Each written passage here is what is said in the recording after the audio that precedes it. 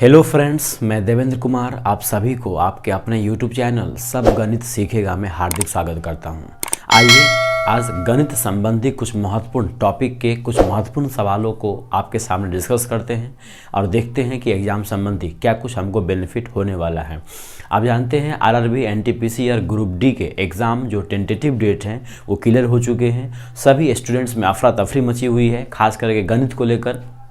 तो उसी कड़ी में मैं आपके गणित को आसान बनाने की कोशिश कर रहा हूं और आज गणित का एक बहुत ही इम्पोर्टेंट टॉपिक ट्रेन के बारे में डिस्कस करेंगे। रेल संबंधी कैसे प्रश्न आपके एग्ज़ाम में पूछे जाते हैं, उनका क्या सॉल्यूशन बेस्ट होता है, क्या हमारा अप्रोच होगा सवाल को हल करने का, इन्हीं सब मुद्दों पर आज हम बात करेंगे। और यकीन मानिए ट्रेन संबंधी जो आपके मन में डर है वो सारे डर समाप्त हो जाएंगे। तो आज ट्रेन संबंधी सवाल को हल करने से पहले कुछ इम्पोर्टेंट बातें हमें याद होनी चाहिए या समझ में आनी चाहिए, उन्हीं बातों को चर्चा करते हैं। सबसे पहले तो आप जानते हैं कि चाल बराबर दूरी बट्टे समय होता है, दूरी बराबर चाल गुने समय होता है और समय बराबर दूरी बट्टे चाल होता है। ये तीनों फार्मूला आपको याद होने चाहिए और इसको याद करने की बिल्कुल भी कोई ज़रूरत नहीं है। आप इस ट्रायंगल को देखिए, इसी ट्रायंगल से आपको सारी बातें समझ में आ जाएगी। सबसे ऊपर में लिखा हुआ है दूरी और नीचे में लिखा हुआ है दोनों एक साथ चाल गुने। सबसे ऊपर में लिखा हुआ है दूरी, नीचे में लिखा हुआ है चाल और समय। इस ग्राफ को आप अपने माइंड में सेट कर लीजिए कि ऊपर लिखा हुआ है दूरी, नीचे लिखा हुआ है चाल और समय। तो बोलेगा दूरी बराबर क्या होगा, तो नीचे है ना चाल गुने समय, तो बोलेंगे दूरी बराबर होगा चाल गुने समय। अब बोलेगा चाल बराबर क्या होगा, तो चाल बाएं तरफ है तो चाल को छोड़ने के बाद क्या बच रहा है, ऊपर में दूरी नीचे में समय। तो कहेगा चाल बराबर क्या होगा, तो दूरी देखिए बटे है लाइन, तो चाल बराबर होगा दूरी बटे समय। कहेगा समय बराबर क्या होगा, तो समय बराबर हो जाएगा दूरी बटे चाल। कहेगा दूरी बराबर क्या होगा, तो चाल गुने समय। चाल और समय दोनों एक साथ है तो दूरी बराबर हो जाएगा चाल गुने समय। कहेगा समय बराबर क्या होगा, तो ऊपर में दूरी या नीचे में चाल है तो समय बराबर दूरी बट्टे चाल। और कहेगा चाल बराबर क्या होगा, तो दूरी बट्टे समय। यानी इस ट्रायंगल के माध्यम से आप आसानी से इस तीनों फार्मूले को याद रख सकते हैं। दूरी बराबर चाल गुने समय, समय बराबर दूरी बट्टे चाल और चाल बराबर दूरी बट्टे समय। इस फार्मूले को याद रखने के बाद आपके सामने कुछ और टर्म है जो सवाल में आएंगे तो उसे याद करना पड़ेगा और कुछ कन्वर्जन भी आपको याद रखना है। जैसे चाल या तो मीटर पर सेकंड होते हैं या फिर चाल किलोमीटर प्रति घंटा होती है। अगर आपको मीटर पर सेकंड वाले चाल को किलोमीटर प्रति घंटा में बदलना हो तो क्या करना होगा, या फिर किलोमीटर प्रति घंटे वाली चाल को मीटर प्रति सेकंड में बदलना हो तो क्या करना पड़ेगा आपको। आप जानते हैं कि मीटर प्रति सेकंड छोटा है, किलोमीटर प्रति घंटा बड़ा है।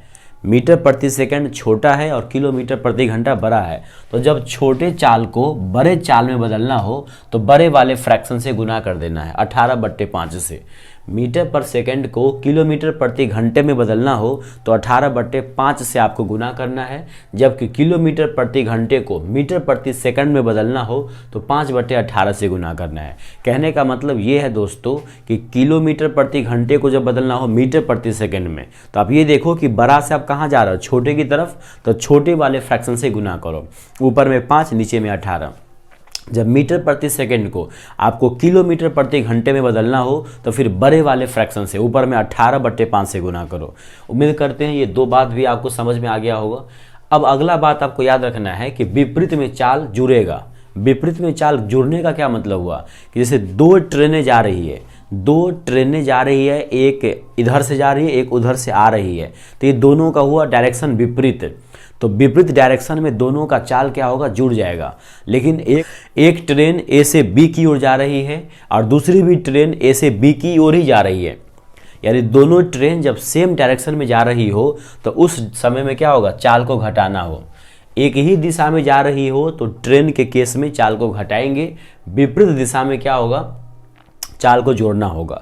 यानी दो अलग अलग स्पीड वाली वस्तुएं अगर एक ही डायरेक्शन में जा रही हो तो उस समय हम क्या करेंगे, चाल को माइनस करेंगे।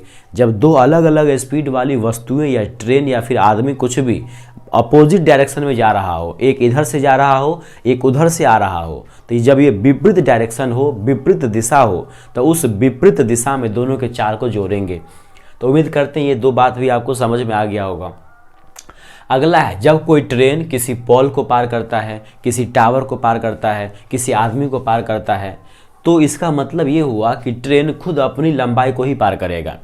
ट्रेन के सापेक्ष में ट्रेन जब किसी पोल को पार करती है तो ट्रेन उस पोल को तब तक पार नहीं कर लेती जब तक ट्रेन का अगला सिरा और पिछला सिरा पूरा पार नहीं हो जाता। यानी कोई भी ट्रेन अगर किसी पोल को पार करती है, इसका सीधा मतलब है कि ट्रेन वो अपनी पूरी लंबाई को पार कर रही है। ट्रेन अपनी पूरी लंबाई को पार कर रही है, यानी कहने का मतलब ट्रेन के सापेक्ष में पोल टावर किसी आदमी का कोई औकात नहीं है, उसका कोई वैल्यू नहीं, वो निग्लिजिबल डिस्टेंस हो जाता है उसके लिए। तो जब भी कोई ट्रेन किसी पोल को पार करे, किसी टावर को पार करे, किसी आदमी को पार करे, तो इसका सीधा मतलब है कि ट्रेन अपनी लंबाई खुद ही पार कर रही है। वहीं पर जब कोई ट्रेन किसी पुल को पार करती है, किसी प्लेटफार्म को पार करती है, कोई अन्य ट्रेन को पार करती है या फिर कोई सुरंग को पार करती है, ऐसे किसी जिसमें कुछ लंबाई हो, जिसका खुद ही कुछ मतलब ट्रेन के सापेक्ष में कुछ लंबाई हो, तो उस केस में क्या होगा, जब ट्रेन उसको पुल को पार करेगी या फिर क्या कहते हैं किसी प्लेटफार्म को पार करेगी या किसी अन्य खड़े ट्रेन या चलती ट्रेन को पार करेगी, तो उसको पार करने का मतलब है कि वो अपना लंबाई तो पार करेगा ही करेगा, साथ ही साथ उसकी लंबाई को भी पार करना होगा, तब जाके वो पूरी लंबाई पार होगी। तो उस केस में दोनों को जोड़ना होगा। तो उम्मीद करते हैं इतना बात आपको समझ में आ गया होगा। ये ट्रायंगल आपको याद रख लेना है, चाल बराबर दूरी बट्टे समय। चाल बराबर क्या हो जाएगा, दूरी बट्टे समय, और दूरी बराबर हो जाएगा चाल गुने समय, और समय हो जाएगा दूरी बट्टे चाल। उसके बाद ये कन्वर्जन याद कर लीजिए, फिर विपरीत में चाल जुड़ेगा, समान दिशा में चाल को घटेगा। कोई पोल हो, टावर हो, आदमी हो, उसको पार करने में ट्रेन अपनी खुद की लंबाई पार करेगी। वही ट्रेन जब किसी पुल को, प्लेटफॉर्म को, अन्य ट्रेन को या सुरंग को पार करती है, तो उस केस में अपनी लंबाई के साथ साथ वो पुल की भी लंबाई, सुरंग की भी लंबाई या फिर किसी प्लेटफॉर्म की लंबाई को भी पार करना पड़ेगा। उम्मीद करते हैं इतना बात समझ में आ गया। अगर इतना बात आपको याद है तो फिर ट्रेन का कोई भी सवाल आपसे गलत नहीं होगा। इसको अच्छे से नोट कर लीजिए, 2-3 बार प्रैक्टिस कर लीजिए। उसके बाद आइए सवाल की तरफ चलते हैं। पहला सवाल आपके डिस्प्ले पर है कि एक रेलगाड़ी 160 किलोमीटर प्रति घंटे की चाल से चल रही है। एक रेलगाड़ी है जिसका चाल कितना है, 160 किलोमीटर प्रति घंटे, 160 किलोमीटर प्रति घंटे की चाल से चल रही है। आगे बोल रहा है इसकी लंबाई 180 मीटर है। इसकी लंबाई कितना है, 180 मीटर है। रेलगाड़ी द्वारा एक खंभे को पार करने में कितना समय लगेगा, कितना समय लगेगा ये पूछ रहा है। दोस्तों ऐसे सवाल को बनाने के लिए आप मात्रा पर जरूर ध्यान देंगे। यहाँ देखिए चाल है 160 किलोमीटर प्रति घंटे और यहाँ पर लंबाई है 180 मीटर। लंबाई तो मीटर में है और आप जानते हैं समय था उस कोने में, जो ट्रायंगल आपने बनाया था इस ट्रायंगल के बिल्कुल कोने में समय था। यानी समय होता है दूरी बट्टे चाल। तो दूरी बट्टे चाल हम जानते हैं, लिखेंगे, चूंकि हम बिल्कुल बेसिक से बता रहे हैं। समय बराबर क्या, तो आप कहेंगे सर समय बराबर होता है दूरी बट्टे चाल। समय बराबर क्या होता है, दूरी बट्टे चाल होता है। दूरी कितना है, दूरी माने जो लंबाई है वही दूरी हो गई। तो लंबाई हो गया आपको 180 मीटर और चाल कितना है, चाल है 160 किलोमीटर प्रति घंटा। हम क्या करते हैं, इसको मीटर प्रति सेकंड में बदल लेते हैं ताकि मीटर से मीटर कट जाए। अभी आपको बताए थे कि बड़ा, देखिए किलोमीटर प्रति घंटा बड़ा चाल है, इस बड़े चाल को आपको बदलना है छोटे चाल में। तो छोटे फ्रैक्शन से क्या करो, आप गुना कर दो, 5/18 से गुना कर लीजिए तो 160 आ जाएगा और ये 5/18 आ जाएगा। तो ये देखिए ये अब आ गया मीटर प्रति सेकंड, ये आ गया मीटर प्रति सेकंड। तो समय बराबर हो गया दूरी बट्टे चाल। तो दूरी का दूरी लिखे, चाल जो था किलोमीटर प्रति घंटा उसको मैंने मीटर प्रति सेकंड में बदल दिया। बड़े वाले चाल को अगर आपको छोटे वाले चाल में बदलना हो तो 5/18 से गुना कीजिए। अब आपको ये भी पता होगा कि 180 मीटर है और नीचे में आ जाएगा 160 गुने 5 और ये नीचे वाला 18 ऊपर चला जाएगा। अब ये मीटर से मीटर कट गया होगा, पूरा आ गया होगा सेकंड में। अब इसको आप काट लीजिए, ये 0 से 0 कट गया। अब यहाँ देखिए किससे कटेगा ये, इसको आप 2 से काटो, 2 अट्ठे 16 और 2 नम्मा 18, 2 से काटो, 2 चौका 8, 2 नम्मा 18।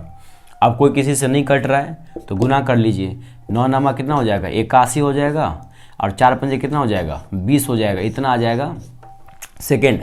अब इसको भाग लगाना है। अब आप 20 से मत भाग लगाओ, आप जानते हैं, देखिए 20 पंचे होगा 100, दोनों को 5 से गुना कर लो तो ये आ जाएगा 5 का 5, 5 अट्ठे 40, इतना आ जाएगा, नीचे में आ जाएगा 100। दोनों को मैंने 5 से गुना कर दिया ताकि भाग लगाने में हमको क्या हो जाए, आसान हो जाए। इसका एग्जैक्ट आंसर हो जाएगा 4.05 और यही क्या है, इसका सही आंसर है। उम्मीद करते हैं ये बात आपको समझ में आ गया होगा। मैंने कुछ भी नहीं किया है, बेसिक जो सवाल था उसी बेसिक तरीके से मैंने सवाल को बनाने की कोशिश की है।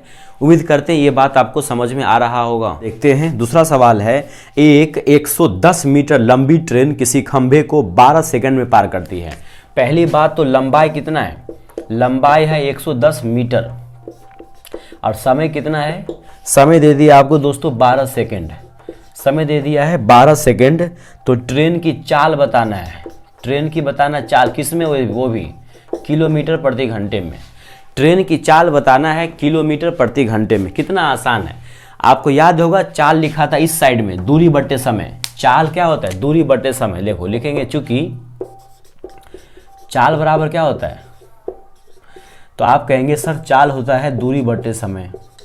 चाल क्या होता है, दूरी बटे समय। दूरी कितना है, जो लंबाई है उसी को दूरी बोलते हैं। तो दूरी हो गया आपको 110 मीटर और समय कितना है, समय है 12 सेकेंड। यहाँ देखिए आपका जो चाल आया है वो मीटर प्रति सेकंड आ गया है, लेकिन सवाल में बोला है कि चाल हमको बताओ किलोमीटर प्रति घंटे में, यानी मीटर प्रति सेकंड छोटा चाल है उसको बड़े चाल में बदलो। तो क्या करना पड़ेगा आपको, बड़े चाल में बदलने के लिए आपको क्या करना पड़ेगा, 18/5 से गुना करना पड़ेगा। अब ये आ गया आपको क्या, किलोमीटर प्रति घंटे आ गया।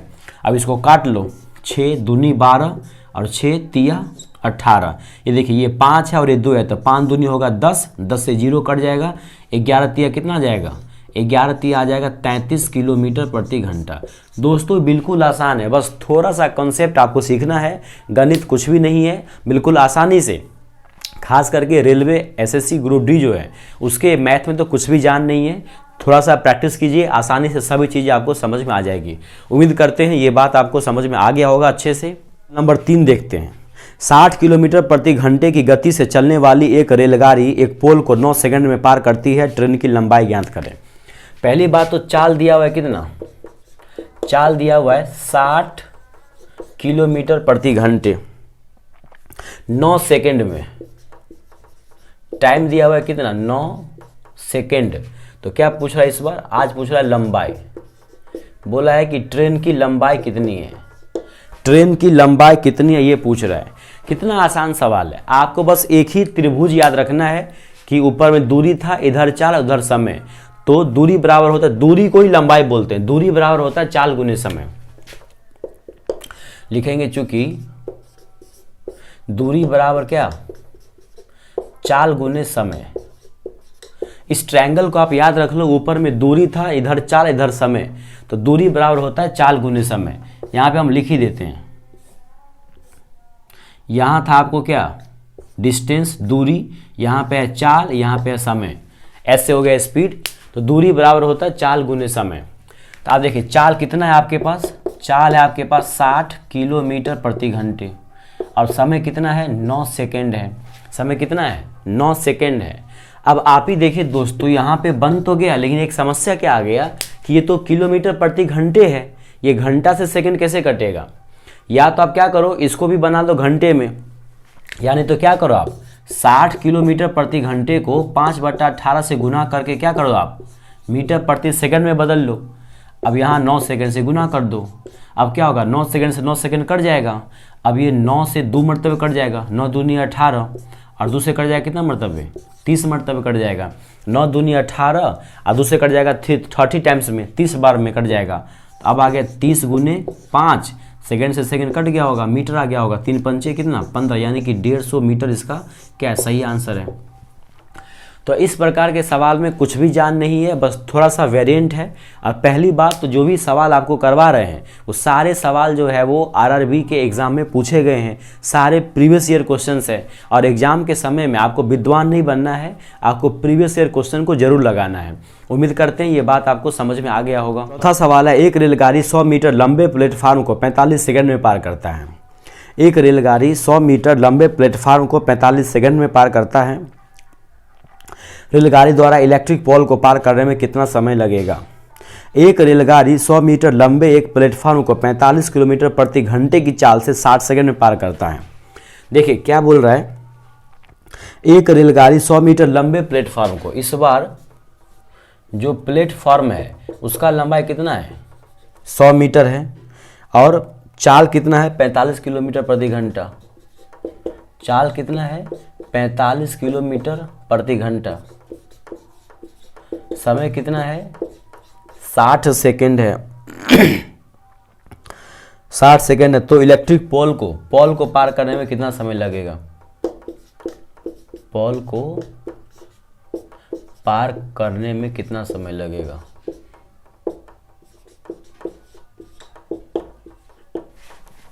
दोस्तों ये सवाल थोड़ा सा हल्का सा अलग है उस सबसे, क्योंकि इससे पहले मैंने आपको बताया था कि पोल को पार करना हो, किसी आदमी को पार करना हो, किसी खंभे को पार करना हो, तो उसको पार करने का मतलब है कि ट्रेन अपने खुद की लंबाई को पार करेगी। तो ट्रेन खुद की लंबाई, क्योंकि समय होता है, देखिए समय होता है दूरी बटे चाल, दूरी ही नहीं है, उसकी लंबाई निकालना पड़ेगा, ट्रेन की लंबाई निकालनी पड़ेगी तो जाके बात बन जाएगा। वैसे भी आप जानते हैं, देखिए यहाँ पे बताए थे आपको कि प्लेटफार्म को पार करना हो तो उसमें क्या करेंगे, दोनों के लंबाई को जोड़ना पड़ेगा। तो ट्रेन की लंबाई कितनी है पता नहीं, ट्रेन की लंबाई कितनी है सवाल में यही नहीं दिया हुआ है। तो मान लेते ट्रेन की लंबाई क्या है, x मीटर है। तो जब प्लेटफार्म को पार करता होगा तो ट्रेन अपनी लंबाई के साथ साथ प्लेटफार्म की लंबाई भी पार करता होगा। तो ये रहा आपका उतना कुल दूरी, और उसका चाल दिया हुआ इतना 45 किलोमीटर प्रति घंटे। देखिए दूरी बटे चाल हो गया समय, यानी ये समय लगा उसको प्लेटफार्म को पार करने में। एक ट्रेन प्लेटफार्म को पार करने में 60 सेकंड का समय लगता है। आप जानते हैं कि समय क्या होता है, दूरी बटे चाल। तो दूरी प्लेटफार्म को पार करना है, मतलब प्लेटफार्म को पार करने के लिए ट्रेन को अपनी लंबाई भी और प्लेटफार्म की लंबाई को भी पार करनी पड़ेगी। तो उसकी अपनी लंबाई x है, प्लेटफार्म की लंबाई 100 है, दोनों को जोड़ दिए कुल दूरी हो गया। अब बटे में चाल, तो दूरी बटे चाल होगा समय, और समय सवाल में दिया हुआ है 60 सेकेंड। यहाँ पे समस्या क्या है कि ये 45 किलोमीटर प्रति घंटा है, इसको बदल देते हैं मीटर प्रति सेकंड में। इसको क्या करते हैं, मीटर प्रति सेकंड में बदल देते हैं। तो ये रहा इतना मीटर, और 45 आपको हो गया क्या, मीटर प्रति सेकंड। अब बराबर हो गया 60 सेकेंड। अब क्या करेंगे हम, x प्लस 100 हो जाएगा मीटर में, और ये नीचे आ जाएगा आपको 45 गुने 5, और ये जो 18 नीचे है वो चला जाएगा ऊपर। अब बराबर हो जाएगा आपको 60 सेकेंड। यहाँ देखिए सेकंड से सेकंड कट जाएगा, दोनों पूरा बन जाएगा मीटर में। अब देखिए 9 दूनी 18 हो जाएगा, और 9 पंचे कितना हो जाएगा, 45 हो जाएगा। दूसरे काट देंगे इधर, 30 मरतबे कट जाएगा। अब फाइनली क्या बचेगा, यहाँ पे दिख रहा है कि नहीं आपको, हाँ दिख रहा है। तो अब यहाँ पे क्या हो जाएगा, ये हो जाएगा आपको x प्लस 100 बराबर, ये 2 25 है, मतलब 5 25, 25 तिया 75, 750 आ जाएगा। x प्लस 100 बराबर 25 तिया 75, 750, यानी x बराबर कितना आ गया, 650 आ गया। ये 100 जाके दोस्तों घटा देंगे उधर से, x बराबर आ जाएगा 750 माइनस कितना 100, बराबर आ जाएगा आपको कितना 650। ये मीटर आ गया। आंसर ये नहीं, पोल को पार करने में कितना समय लगेगा। आप जानते हैं कि पोल हो, कोई खंबा हो, कोई आदमी हो, उसको पार करने में ट्रेन को अपने समय के बराबर ही समय लगता है। तो यहाँ पे हम क्या करेंगे, लिखेंगे इसीलिए पोल को पार करने में लगा समय, पोल को पार करने में लगा समय कितना हो जाएगा, ये रहा आपको 650 बट्टे कितना 45, लेकिन 650 क्या है, मीटर है, और 45 तो किलोमीटर प्रति घंटा है। इसको 5/18 से गुना करना पड़ेगा मीटर प्रति सेकंड में लाने के लिए। अब क्या करो, इसको काट लीजिए आप, 9 दूनी 18, 9 पंचे कितना हो जाएगा 45 हो जाएगा। 9 दूनी 18, 9 पंचे 45, ये 5 से कटेगा 13 मरतबे, और ये 2 ऊपर है, दरअसल में ये 2 किधर है, ऊपर में है। इस 5 से कटेगा कितना मरतबे, 5 दूनी 10 और 5 छक्के 30, 26 हो गया। और ये 2 चला जाएगा ऊपर में, तो 26 गुने हो जाएगा 2, यानी कितना हो जाएगा 52 हो जाएगा आपको क्या मीटर प्रति सेकेंड। 52 मीटर प्रति सेकेंड इसका क्या है सही आंसर है। कितना हो जाएगा दोस्तों 52 मीटर प्रति सेकेंड। उम्मीद करते हैं ये बात आपको समझ में आ रहा होगा। थोड़ा सा मुश्किल तो जरूर है ये 52 आपको नहीं दिख रहा है, 52 को थोड़ा ऊपर लिख देते हैं हम। 26 दूनी हो गई आपको 52 मीटर प्रति सेकंड। देखिए यहाँ पे करना क्या था, सवाल ये था कि प्लेटफॉर्म को पार करने में 60 सेकंड का समय लगता है किसी ट्रेन को। कोई ट्रेन है जिसको किसी प्लेटफॉर्म को पार करने में 60 सेकंड का समय लगता है।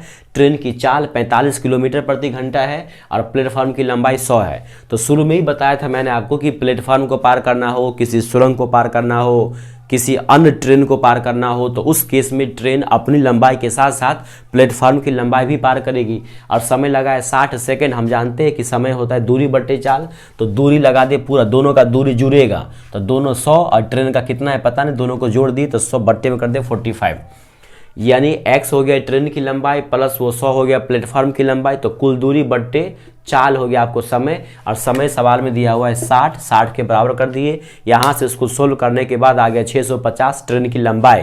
अब किसी खंबे को पार करेगा या किसी पोल को 650 की दूरी ही तय करेगा, तो 650 बट्टे कर दे 45, काट कूट के आ गया आपको 52 मीटर प्रति सेकेंड।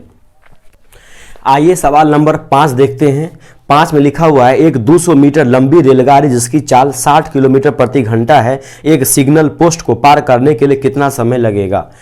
पहला बात क्या बोला कि लंबाई है 200 मीटर, लंबाई कितना दिया हुआ है 200 मीटर दिया हुआ है, चाल दिया हुआ है 60 किलोमीटर प्रति घंटा, चाल दिया हुआ है 60 किलोमीटर प्रति घंटा दिया हुआ है, तो कितना समय लगेगा। कितना आसान सवाल है, समय पूछ रहा है इसमें कितना समय लगेगा। आप जानते हैं समय होता है दूरी बट्टे चाल। समय क्या होता है, समय होता है दूरी बट्टे चाल।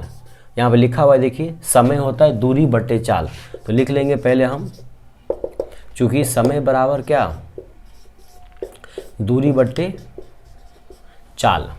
अब देखिए दूरी बट्टे चाल, अब दूरी कितना दिया हुआ है, लंबाई को दूरी बोलते हैं, 200 मीटर दिया हुआ है, और चाल दिया हुआ है कितना 60 किलोमीटर प्रति घंटे।